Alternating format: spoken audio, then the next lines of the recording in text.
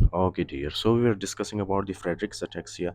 अच्छा, तो autosomal recessive trinucleotide repeat disorder, जिसमें कौन सा ट्राइन्यूक्लियोटाइड होता है? GAA, guanine adenine adenine. इसमें क्या होता है? ये रिपीट होता जाता है up to how many times? Normally इसका कितना है? नॉर्मली ये रिपीट होता है अप टू 30 to 40 टाइम्स। लेकिन फ्रेडरिक्स ataxia में ये कितने कितने मरतबा मतलब रिपीट होता है? Up from 60 to 1000 times. Okay, so that these will lead to the a deficiency of the what protein? Frataxin protein. Okay, on chromosome number 9 in gene that encodes frataxin iron binding protein. ये iron को क्या करता था? Sulphur के साथ मिलाता था तो एक कंपाउंड बनता था, राइट? उसी कंपाउंड को माइटोकॉन्ड्रिया यूज करके क्या बनाता था? ATP. Fine. So leads to impairment in mitochondrial functioning, degeneration of lateral corticospinal tract. Okay, जब lateral corticospinal tract degenerate होता है, so that will lead to the spastic paralysis. Okay, fine. क्योंकि upper motor neuron damage हो रहा है, so obviously there will be spastic paralysis. Understood? उसके अलावा है spinocerebellar tract, जब डैमेज होता है, so that will lead to the ataxia. I discussed all of them in very detail. I hope you remember. Okay, तो ये वाला जो आपके पास ट्रैक्ट है, they are called as the, ये जो ऊपर से आते हैं हमारे स्पाइनल कोड के एंटीरियर हॉर्न में, right? They are called as corticospinal tract. जब ये डैमेज होंगे, so that will lead to the spastic paralysis. Okay, fine. उसके बाद है स्पाइनोसेरेबेलर ट्रैक्ट, राइट? यहाँ से नीचे से जो जाते हैं हमारे सेरिबेलम के अंदर, ये आपको जो नज़र आ रहा है, they are the pons medulla, फिर उसके बाद है सेरिबेलम। तो नीचे से स्पाइनल कोड से जो फाइबर आते हैं सेरिबेलम में, they are called spinocerebellar, right? Spinocerebellar, right? अब ये वाले जो स्पाइनोसेरेबेलर पाथवे डैमेज होते हैं ना, उसकी वजह से क्या होगा? स्पाइनोसेरेबेलर पाथवे जब डैमेज होगा, so that will lead to the क्या चीज़? एटेक्सिया। फाइन।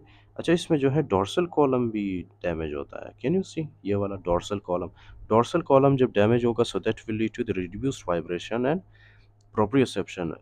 अच्छा, स्पाइनोसेरेबेलर पाथवे जब आपका इंफॉर्मेशन ये लेके जाता है, कौन सा इंफॉर्मेशन लेके जाता है? Let me tell you. Okay, these takes to the cerebellum the unconscious unconscious unconscious proprioception को ये लेके जाता है। Okay, unconscious proprioception.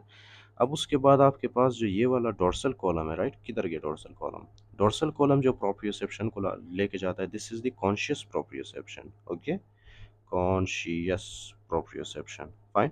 तो दोनों अनकॉन्शियस प्रोप्रियोसेप्शन और कॉन्शियस प्रोप्रियोसेप्शन दोनों लॉस हो जाते हैं, right? And that will lead to the severe ataxia. Okay, patient will have very big problem in coordination, in posture maintenance, and in the coordination. Okay, right? Posture, coordination and movement, मतलब cerebellum का मसला होता है उसमें यार, in short. Okay, उसके बाद है and dorsal root ganglia, which will lead to the loss of deep tendon reflexes. Okay, so there will be loss of deep tendon reflexes. You have to remember this is very important point. Okay, because these clinical features we will also see in the vitamin B12 deficiency, right? But vitamin B12 deficiency में deep tendon reflexes loss नहीं होता, लेकिन Frederick ataxia में यही clinical features होंगे, right? और उसमें loss of deep tendon reflexes होता है।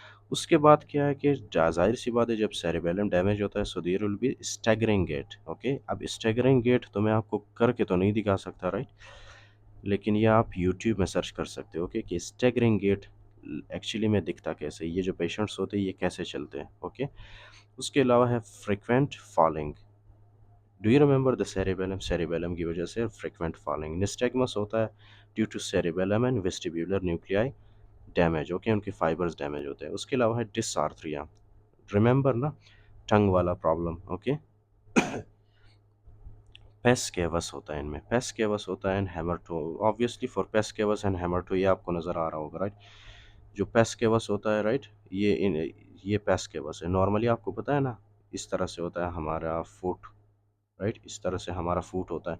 लेकिन पेस केवस वाला फुट किस तरह से होता है? Let me show you. ये है उनका फुट, राइट? ये इस तरह से होता है उनका फुट। ओके, यहाँ पे यहाँ पे एक डोम शेप बनता है, राइट? यहाँ पे उनके फुट के बिल्कुल सेंटर वाले एरिया में क्या होता है? एक डोम शेप बनता है, राइट? यहाँ पे इसको हम क्या कहते हैं? पेस केवस कहते हैं। PESCAVUS, pes cavus, right? इसी तरह इनका जो टो होता है ना, इनका हैमर टो होता है। फाइन, हैमर की तरह, एक हथौड़े की तरह, that is called is hammer toe. Fine. So these are the features of the Friedreich's ataxia. फिर उसके बाद आता है आपके पास डायबिटीज़ मेलाइटस। डायबिटीज़ मेलाइटस क्यों होता है? I told you the mechanism, okay, कि इसमें इंसुलिन प्रोड्यूस नहीं होता। Hypertrophic cardiomyopathy which is the cause of death. अगर हाइपरट्रोफिक कार्डियोमायोपैथी हुआ so that will lead to the death of the patient. Presents in childhood with kyphoscoliosis. Fine. आपको बताया था ना मैंने कि इनका जो स्पाइन होता है वो कुछ इस तरह से एस शेप होता है, okay. So this is the kyphoscoliosis, understood now. So this is all about the Friedreich's ataxia. उसके बाद यहाँ पे कुछ मतलब आपको याद रखने के लिए, मतलब यहाँ पे फ्रेडरिक्स इज फ्रेटेस्टिक। He is your favorite fraud brother, always staggering and falling, but has a sweet big heart ataxic gait. Okay, so this is the Frederick's ataxia.